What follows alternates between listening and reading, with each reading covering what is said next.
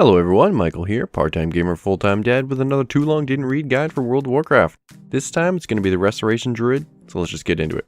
A quick warning before we do start, this is simply a basics guide and my recommendations for a new Resto Druid looking to get a feel for the class. As a quick aside to that, this guide will not take into account legendaries or your artifact level, as these can impact your playstyle.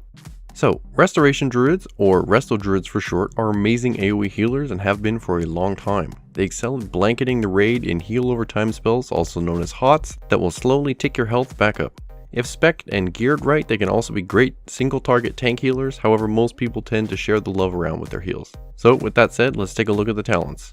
At level 15, you're going to want to go for Prosperity for raid healing, as that extra charge of Swift Mend and reduced cooldown really come in handy. Cenarian Ward is what you're going to want if you're going tank healing.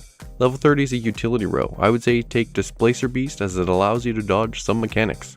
Level 45 is a toss-up. Guardian Affinity does reduce the damage you take, but Balance Affinity increases your range. I personally roll with Balance, as oftentimes I find that being further away helps me to avoid damage altogether. It also gives you more ability to do damage in downtime via Star Surge and Lunar Strike. Level 60 is entirely up to you and is entirely situational. A good staple to run though if you're unsure is Typhoon. Knocking enemies back is always best. Level 75 really only has one option worth considering, and that's Cultivation. This just makes Rejuvenation, your main heal, that much stronger. Level 90 is a really tough row. Each talent is strong in different situations. Germination is great for tank healing, Spring Blossoms is great for AoE, and Inner Peace makes an already powerful cooldown even more so.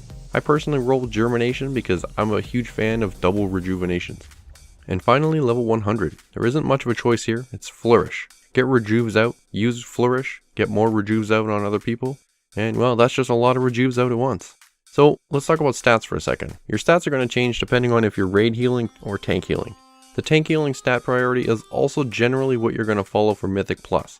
I will, however, be focusing more on the raid healing, as it can also serve you well in those low end Mythic Pluses. So you're going to want to obviously aim for Intellect first. It should be on all your gear. Then you're going to aim for Haste, then Crit, then Mastery, and finally Versatility. You're going to want a lot of Haste, as it's going to increase the speed at which your heal over times tick, as well as lower your global cooldown for more rejuvenation spam. You do need to be careful though, because at a certain point Haste is no longer as valuable as it would be. So I'd say maybe 30% is a good aim. Beyond that, stack the others. For your gems, you're going to want Saber's Eye of Intellect, which gives you 200 Intellect in one socket, and Quick Dawn Lights in the rest, and those are the plus 150 Haste gems. For your enchants, it's going to depend entirely on what slot you're looking for. For your neck, you're going to want Mark of the Ancient Priestess for the heal of a nearby friendly proc, plus 200 Intellect on your cloak, and plus 200 Haste on your rings. For your consumables, well, things have changed a little bit recently, so you'll want to use the Flask of the Whispered Pact for the increased intellect, and the Raid Feasts as your food. Higher is better obviously, but the lower tier raid food is still better than standard food. If you do need to supply your own food, aim for the haste food. For your potions, you're going to want to use Deadly Grace on Pole, since damage will be low and you can DPS a bit, and then Lay Torrent Potion throughout the fight to recover some mana. If you're uncomfortable using Lay Torrent Potion, use an Ancient Mana Potion instead. So now a quick bit for the relics. Druid relics depend on what path you take, so I'll simply list the ones that I think benefit you the most regardless of your artifact weapon path choice. First up, aim for Knowledge of the Ancients. This will help you to alleviate any mana issues you may have. Secondly, I would say Grove Walker, as it's just a simple throughput increase. Thirdly, Essence of Nordrassil, as Efflorescence should always be down and healing somebody. And if you need more for 4th and 5th, aim for Persistence and Infusion of Nature. Those can be pretty good choices as well.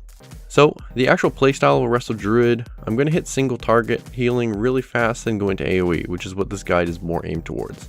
For single target, basically just make sure Efflorescence is under the target at all times, keep Life Bloom up, refreshing it with 5 seconds left, keep Rejuve, or both if you talented for it, on your target, and Regrowth for increased damage.